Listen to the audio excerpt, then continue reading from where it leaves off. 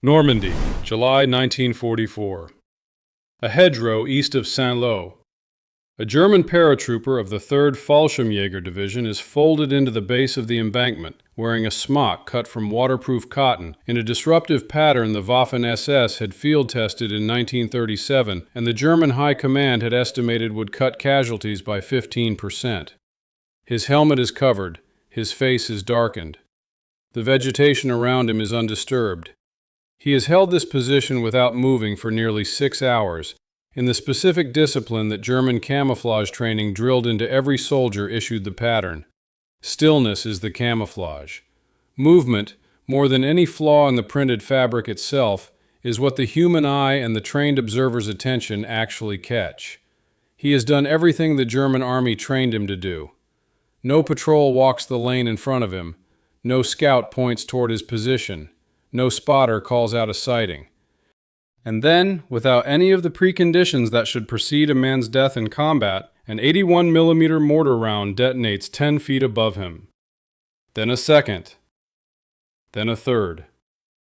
His squad mate, captured shortly after and questioned by 1st Army intelligence officers, says something that recurs in different phrasing across dozens of interrogation reports filed that summer. We were not seen. It is a strange complaint from a prisoner of war. He is not claiming the Americans missed. He is claiming they found him without finding him, that his concealment had functioned exactly as designed, and he was dead regardless. 6 weeks earlier, the identical camouflage system, designed by the same Munich art professor, had been killing British infantry at a catastrophic rate east of Caen. British, Canadian, and Polish casualties in Normandy reached 83,000 by the end of August, 16,000 of them fatal, much of it inflicted by weapons fired from positions the attacker never located. The camouflage worked. The Germans were ghosts in the hedgerows, and the British paid for it in blood. So why did the same ghosts, fighting the same way in the same terrain, stop being ghosts against a different army? The answer has nothing to do with sharper American eyes, better trained scouts, or superior camouflage doctrine. The Americans barely had one, and what little doctrine existed was abandoned within weeks for reasons that had nothing to do with its tactical merit. It has to do with a theory of warfare developed 2 decades earlier at a desert artillery school in Oklahoma, built around a question nobody else in 1944 had seriously asked. What if you didn't need to see the enemy at all? The camouflage itself deserves to be taken seriously, because it is the easiest part of this story to underestimate. In 1931, the German Reichswehr issued a 4-color disruptive pattern called Splittertarn, hard-edged green and brown polygons over a tan or gray field with vertical green dashes suggesting rain. It was designed originally for the Zeltbahn, the triangular shelter quarter every German soldier carried, and was gradually adapted into smocks, helmet covers, and Luftwaffe jump uniforms through the late 1930s. The pattern's geometric construction reflected the limits of contemporary textile printing technology as much as any design philosophy. Hard polygon edges were simpler and cheaper to mass-produce accurately than the organic shapes that would come later, and Splittertarn was, by the standards of its successors, a workable but unsophisticated solution. The more sophisticated development came from the SS reconnaissance establishment. SS Major Wim Brandt, an engineer commanding the SS Reconnaissance Battalion, went looking in 1935 for better concealment and found Johann Georg Otto Schick, a Munich art professor who had spent years studying how light moves through tree canopy across the seasons. Schick's academic background was in textile and pattern design rather than military science, which made him, in the context of 1930s European camouflage research, something of an outsider whose contribution depended entirely on persuading skeptical military engineers that artistic technique had something concrete to offer combat survival. Schick understood something specific about human vision. The eye locks onto sharp edges and consistent shapes, and a pattern that has neither breaks down as a recognizable object. He designed patterns unlike anything previously deployed on a battlefield. Eichenlaubmuster, oak leaf. Platanenmuster, plane tree. Rauchtarnmuster, blurred smoke edge. Painted not as geometric shapes, but as an approximation of dappled light itself. He made the garments reversible, green on one side for summer, brown on the other for autumn, doubling the system's seasonal effectiveness with no added manufacturing complexity. The SS Deutschland Regiment ran field trials in 1937. The estimate that came back projected a 15% reduction in casualties, a figure derived from controlled exercises comparing detection rates between soldiers wearing the new patterns and soldiers in standard field gray, observed by trained spotters at varying ranges and under varying light conditions. Patents were filed in 1938. By the time German paratroopers landed in Crete in 1941, the Wehrmacht's elite formations had access to what was, by any honest technical measure, the most advanced individual soldier camouflage system on Earth, a system that would not see meaningful imitation by other major armies until well after the war's end. If stories like this one matter to you, the forgotten engineering and doctrine behind what actually happened in combat, consider subscribing and leaving a like. It helps this kind of detailed history reach more people. Picture what this looked like in practice in Normandy in June 1944. A Waffen-SS Panzergrenadier from the 12th SS Panzer Division, Hitlerjugend, settles into a hedgerow north of Caen, wearing Schick's oak leaf pattern, green side out. Around him, 6-foot earthen banks topped with brambles and hawthorn that had grown undisturbed since the Roman occupation. The sunken lanes were so deep and so overgrown that a Scottish reconnaissance officer, writing afterward of the fighting, described seeing or suspecting danger in every blade of grass. The German soldier is dug into the bank itself, beneath the root system, in a position tunneled through the embankment so he can fire from either side without repositioning. A degree of engineering effort that German pioneer units had clearly invested significant time preparing well before any British advance reached the position, suggesting defensive planning that anticipated the bocage's tactical value months in advance rather than improvising it under pressure. The Imperial War Museum's own account of the fighting describes British infantry advancing against what it calls, without qualification, an almost invisible enemy. The British paid for that invisibility in a currency measured precisely. 24,698 casualties by June 30th, more than 46,000 by July 25th. Mortar fire, delivered from German tubes positioned 3,000 to 4,000 yards behind the front line, directed by observers the British infantry never located, accounted for roughly 3/4 of those losses. The system was elegant in its economy. A thin screen of camouflaged forward positions on every hedgerow crest, existing not to win the firefight, but to identify where the British were, feeding coordinates back to mortar and rocket batteries that did the actual killing from a distance no rifleman could reach. No Allied camouflage program of the period came close to matching what Schick's research had produced.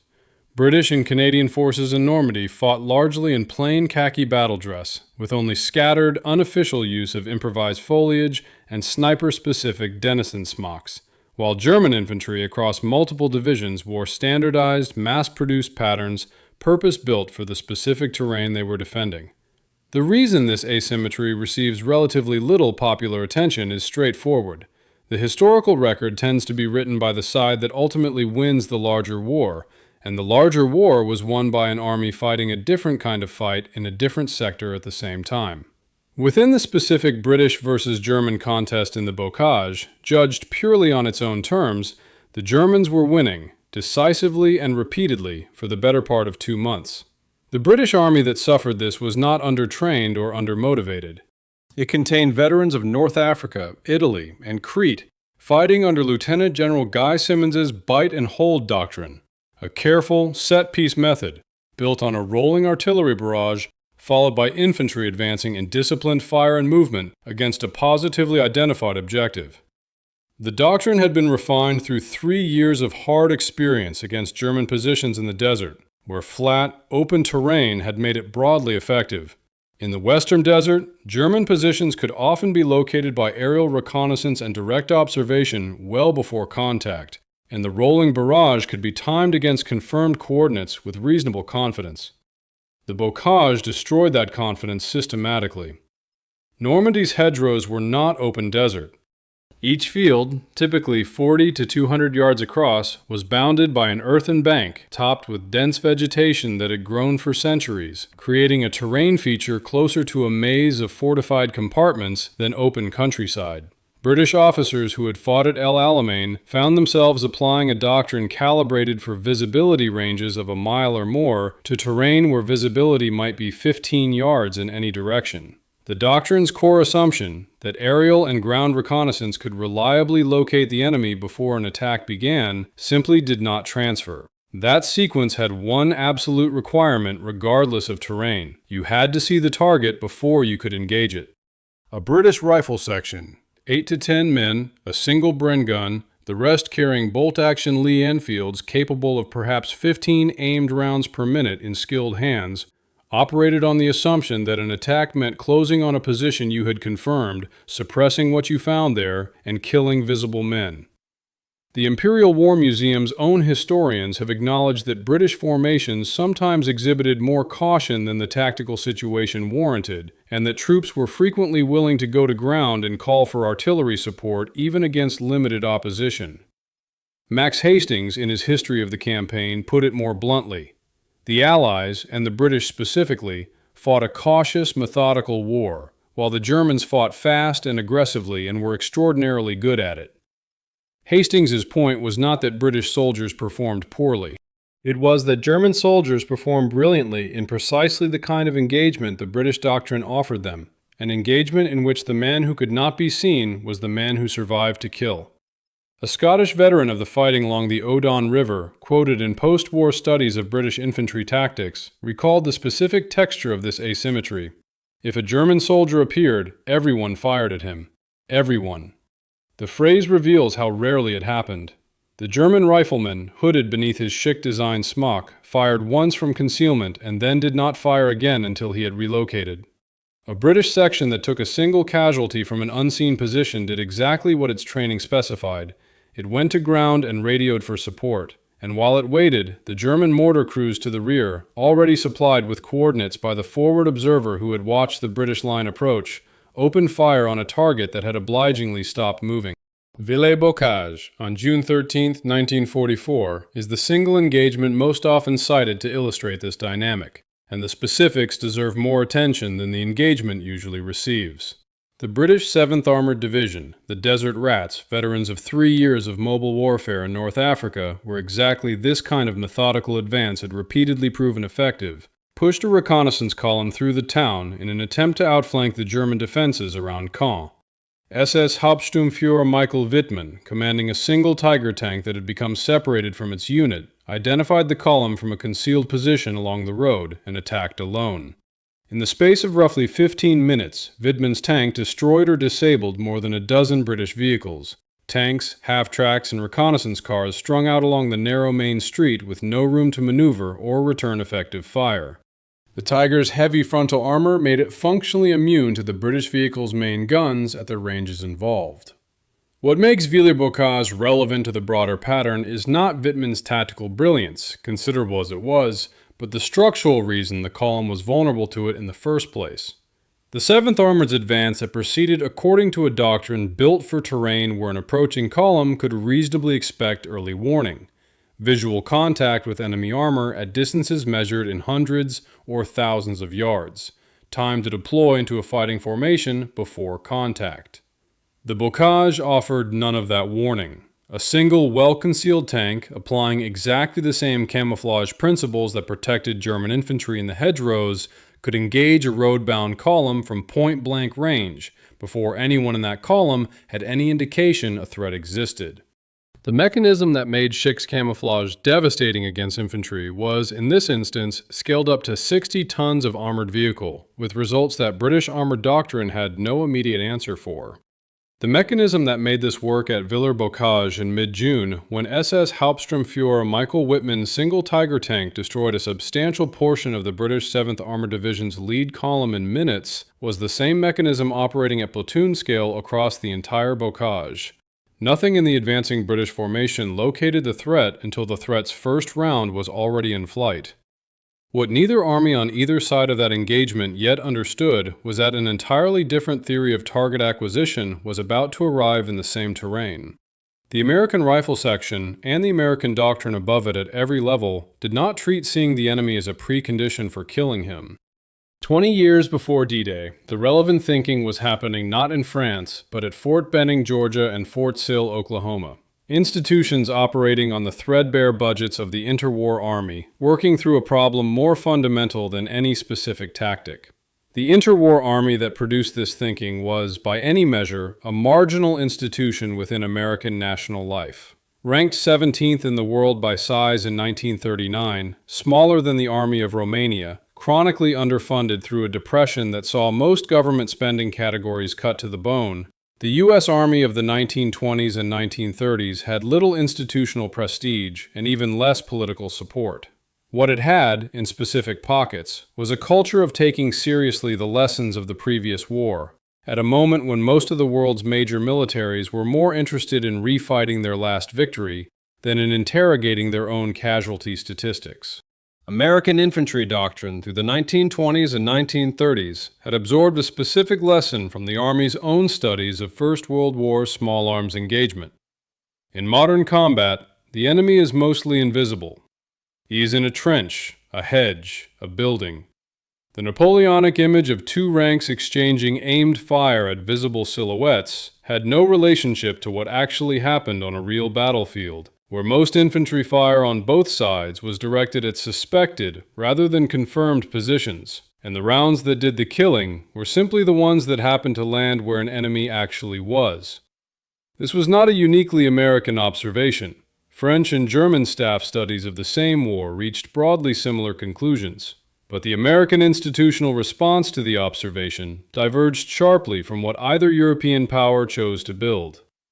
Two decisions followed from this insight, and together they determined the character of the war the American riflemen would fight in 1944. The first was the M1 Garand, adopted as the standard infantry rifle in 1936, the only semi-automatic standard-issue infantry rifle fielded by any major combatant in the entire war. The decision to adopt it had been contested for years within the Army's own ordnance bureaucracy, with traditionalists arguing that a semi-automatic rifle would waste ammunition and erode the fire discipline that bolt-action weapons enforced by their slower cycle. The argument that won was precisely the opposite, that volume of fire against suspected positions was more valuable than disciplined, conserved fire against confirmed ones, and that an army prepared to spend ammunition liberally needed a rifle that could deliver it. A trained American rifleman could fire roughly 24 aimed rounds per minute. A trained British rifleman with a Lee Enfield 15. The German Carabiner 98K's practical rate was lower still. Canceled to the squad, the difference became structural rather than incremental. A 12-man American rifle squad with one Browning automatic rifle and 11 Garands could put roughly 300 rounds downrange in a minute, against perhaps 150 to 180 from a comparable British section. That volume meant the American squad could afford to fire at a location it merely suspected, rather than one it had positively confirmed, without sacrificing the ability to move and observe at the same time. The second decision was doctrinal, and the Army gave it a clinical name: reconnaissance by fire. Field manuals of the period instructed units to fire on likely enemy positions, specifically to provoke a response that would confirm the enemy's presence and location. In Normandy, this produced a specific and repeatable procedure. American armored columns trained their main guns and machine guns alternately left and right of their axis of advance, firing more or less continuously into any terrain that might conceal a position. Tank infantry teams approaching a hedgerow combed the foliage with machine gun fire before any infantrymen stepped through the gap. Supply trucks running partially cleared roads mounted .50 caliber Brownings on their cabs and used them the same way. The Army's own post-war analysis stated the principle without euphemism. When tanks lead an attack, they must use their guns for reconnaissance by fire, and approaches to hedgerows should be combed with machine gun fire as a matter of course, independent of whether a specific threat had been identified. Consider what this meant from inside the German position. A paratrooper, wearing Schick's most sophisticated pattern, dug into a hedgerow so thoroughly concealed that his own divisional commander could have walked past without seeing him, encounters as the very first event of an American advance a Sherman's coaxial machine gun raking a long burst across his position, with no patrol, no scout, no spotter, and no confirmed sighting preceding it. The tank did not pause to determine whether he was there. It treated the hedge as occupied by default and fired on that assumption. This is the puzzle recorded from inside the German foxhole. The soldier dies. His comrades, interrogated afterward, describe their confusion in terms that translate consistently as, "We cannot understand how he was found." In the German theoretical model of how a man dies in combat, identification necessarily precedes death. The American theory had simply removed that step from the sequence. The rifle squad's volume of fire was only the leading edge of the problem. The deeper mechanism operated above the level of any individual weapon, at the gun line. 15 years before Normandy, two field artillery officers at Fort Sill, Major Carlos Brewer and Major Orlando Ward, had built a fire direction system on a proposition that the rest of the artillery world treated with polite skepticism: that a single coordinating center could compute firing solutions for every battery within range simultaneously, allowing a single forward observer to call in the concentrated fire of an entire division's artillery onto one grid square. The demonstration at Fort Sill in 1931 was met, by most accounts, with something close to institutional indifference. The communications requirements seemed impractical for the radio equipment then available, and the underlying mathematics, however elegant, struck many career artillery officers as a solution to a problem nobody had asked them to solve. Brewer died before the war began, having never seen what his concept would do in combat. The Americans called the resulting capability time on target. In practice, it meant that an American platoon leader looking at a hedgerow he could not see into could transmit a 6-digit map coordinate and have, within 5 to 7 minutes, between 100 and 300 shells from 105mm and 155mm howitzers detonating inside that grid square. German artillery doctrine, by comparison, required pre-plotted survey positions and deliberate calculation. An unexpected threat from an unanticipated direction could take 10 to 15 minutes before German guns could respond at all. And that response still required the kind of direct observation the German system had been built around. At Hill 192, outside Saint-Lô, the U.S. 2nd Infantry Division fired as many as 20 time-on-target missions per night against a sector barely 2 miles wide to keep the paratroopers of the 3rd Fallschirmjäger Division continuously off balance. The sustained tempo denied defenders the kind of pattern recognition experienced infantry normally develop under bombardment, the learned sense of when a barrage is likely to lift, when movement becomes survivable, when a position can be reoccupied. Aerial photographs of the position afterward showed terrain that observers described as resembling a moth-eaten blanket, hedgerows and tree lines pockmarked and consumed by repeated saturation fire. The German paratroopers in their splitter-tarn smocks were no less concealed on July 10th than they had been on July 1st. Their concealment had simply become irrelevant because it was a property of their individual bodies, and the shells were not aimed at bodies. They were aimed at the grid square the bodies happened to occupy. When the Americans took Hill 192 on July 11, 1944, the 2nd Infantry Division had lost 594 killed and roughly 3,000 wounded across the fighting for that single position. The German defenders had been effectively wiped out, their bodies found afterwards still in their excellent camouflage, killed by an enemy that in many documented cases had never visually located them at all. Field Marshal Erwin Rommel, writing to the German High Command before he was wounded by Allied air attack in July, identified the actual cause with the precision of a professional who understood exactly what was killing his men. Their great superiority in artillery, he wrote, and an outstandingly large supply of ammunition. Rommel, among the most respected practitioners of mobile warfare in the entire German officer corps, was not describing better marksmanship, or even better camouflage from the American side. He was describing a system, and noting that the German army had no comparable answer to it. If you're finding this account valuable, a like helps it reach more viewers, and subscribing means you won't miss the next deep dive into the parts of this war that rarely make it into the standard histories. In December 1944, after the opening of the German Ardennes offensive, General Eisenhower made a request that had been sitting unresolved on his desk for nearly 2 years. Lift the restriction on ground use of the VT fuse, the proximity-fused artillery shell that had been reserved almost exclusively for anti-aircraft applications out of fear that an unexploded round might fall into enemy hands and be reverse-engineered.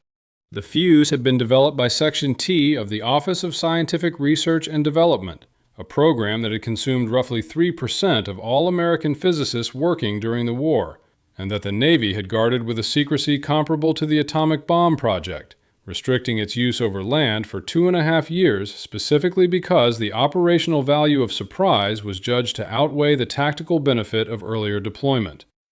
By December 1944, with German ground forces no longer in a position to meaningfully exploit captured technology before the war's end, that calculation changed. Authorization came back within 48 hours of Eisenhower's request. By the end of the month, hundreds of thousands of VT-fused rounds were being fed into American howitzers across the front. The fuse was a miniature radio transmitter built into the shell's nose, broadcasting continuously as the round flew. When the reflected signal indicated the shell had reached an optimal height above the ground, typically 30 to 50 feet, the fuse detonated automatically, producing a precisely timed airburst that sent fragments raining downward over the entire target area, rather than concentrating blast and fragmentation at the point of ground impact. The engineering required to make this reliable was substantial. The electronics inside the shell had to survive being fired from a cannon, an acceleration force exceeding 20,000 times gravity while spinning at tens of thousands of revolutions per minute, a problem that German ordnance engineers had separately investigated earlier in the war and concluded was not solvable with available vacuum tube technology. They were, on the specific engineering question, wrong, but their assessment was not unreasonable given what German laboratories had managed to test, and it meant German forces went into the last winter of the war with no defensive countermeasure for a weapon their own technical establishment had concluded should not exist. This mattered specifically and devastatingly for camouflage doctrine, because the VT fuse did not care about the kind of cover a concealed rifleman instinctively relied on. A man flat against the earth, hidden in brush or a shallow foxhole, had been protected since 1914 by a simple geometric fact. Fragments from a ground impact shell travel outward and upward, often passing harmlessly over a prone body. The VT fuse inverted that geometry entirely. The detonation happened above the man, and the fragments came down onto him from directly overhead. No posture, no hedgerow, no degree of concealment changed the physics.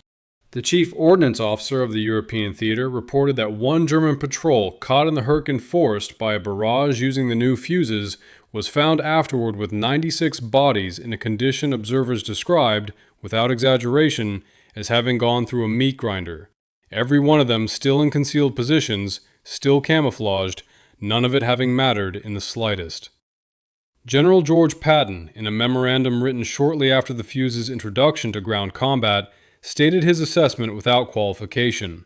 The VT fuse, he wrote, had won the Battle of the Bulge, and once every army possessed the technology, existing infantry tactics built around taking cover from artillery would need to be entirely reinvented. Patton was not a man given to crediting equipment over soldiers as a rule. The specific exception he made for this fuse reflects how completely it had altered the basic calculus of survival under bombardment. Layer this on top of the Garand's rate of fire, reconnaissance by fire, time on target, and forward observers trained down to platoon level, and the German rifleman in his chic-designed smock, the technical culmination of 15 years of camouflage research, was facing an army whose theory of finding him did not require finding him at all. It required only knowing with reasonable confidence that he was somewhere within a defined area, and then delivering enough fire into that area that the distinction stopped mattering. The German confusion recorded in interrogation transcripts borders on philosophical. These were not unintelligent men. They were veterans who understood, in the specific way experienced soldiers understand their own survival, what should and should not get them killed. Their training held that detection preceded death as an absolute rule. When they could not be detected, by every rule they had been taught, they should not have died. The Army's own wartime compilation of German prisoner statements, filed as a classified appendix to the broader Combat Lessons series and only declassified decades later, contains a section heading that intelligence officers had titled, without apparent irony, Enemy Comments on American Methods. The entries beneath it, drawn from interrogations conducted at division and corps level throughout 1944, are notable less for their content than for how rarely they vary across units that had no contact with each other and no shared chain of command through which a complaint could have spread. The same 4 words recur, translated slightly differently by different interrogators, in entry after entry. We could not locate them. What the Germans could not produce, structurally rather than through any individual failure, was the combination that the Americans had assembled. They had artillery, they had machine guns, they had time-fused airbursts of their own design. What they did not have was all of it integrated down to the level of a single platoon leader's radio handset, a capability the American Army had spent 15 years quietly building during a period when most of the world, including much of America's own military establishment, considered artillery coordination and infantry rifle volume to be settled, secondary questions not worth further investment. American camouflage doctrine, for what it is worth, barely existed by comparison, and what little there was frequently backfired. American troops issued the M1942 herringbone twill camouflage pattern were repeatedly mistaken at a distance for Waffen-SS troops and fired on by their own side, leading to the pattern's informal abandonment in the European theater within weeks of its introduction. This was not American superiority in the same discipline the Germans had mastered. It was a different discipline entirely, one that had concluded concealment was a problem worth solving only on the enemy's side of the equation. Here is the forensic verdict. The German rifleman in the hedgerow did not fail. His camouflage did not fail. His training did not fail. What failed was the underlying theory of warfare he had been raised inside, a theory in which visibility was the precondition for lethality, shared symmetrically by both the German army that perfected concealment and the British army that suffered most from it. Both sides, in the bocage fighting against each other, were playing the same game by the same rules. The British lost repeatedly to a German opponent who was, within that shared framework, simply better. The American army was not better at that same game. It had stopped playing it. Its doctrine treated the location of the enemy, which patch of terrain, not which specific man, as the operational question, and once a patch of terrain was identified as plausible, the rest was procedure. Comb it with machine gun fire, drop mortars on it, call time on target, drive a Sherman through it. A man could be wearing the most sophisticated dappled foliage pattern Otto Schick had ever designed, and it would not matter, because that pattern was a property of the man, and the American response was directed at the ground he occupied rather than at him specifically. This was not American tactical genius in the sense the war's popular mythology often assumes.